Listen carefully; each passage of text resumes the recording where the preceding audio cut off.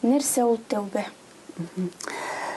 Тәүбә менә галимнәр әйтүенчә, ул тәүбә дип үткән вакыттагы гөнаһлар өчен, аннан соң киләчәктә гөнаһларны эшләмәү өчен шушы үкенүләр вәгъдә бирү. Менә шул тәүбә дип нитәләр инде аны фарызлайлар безнең галимнәр. То есть менә үкенү кирәк тәүбәдә. Элеккеге гөнаһларга һәм киләсе, без бит белмәбез киләчәктә нинди гөнаһ эшләрбез. Шуңа күрә шунда вәгъдә бирә, без бүтән шушы гөнаһларны эшләмим дип.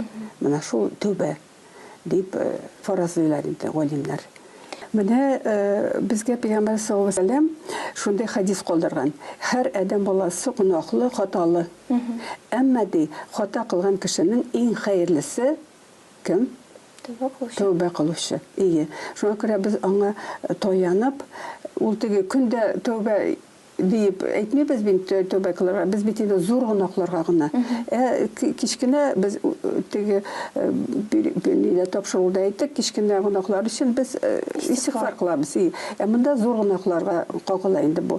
Мәсәлән, урлау дибезме, риба ашаумы шунда. Теге кешене нык җәфалау, шундыйлар зина кылулар бит. Менә шул зур гөнаһларга без инде тәүбә кылабыз. Аның нигезендә үкенү инде ихласлык.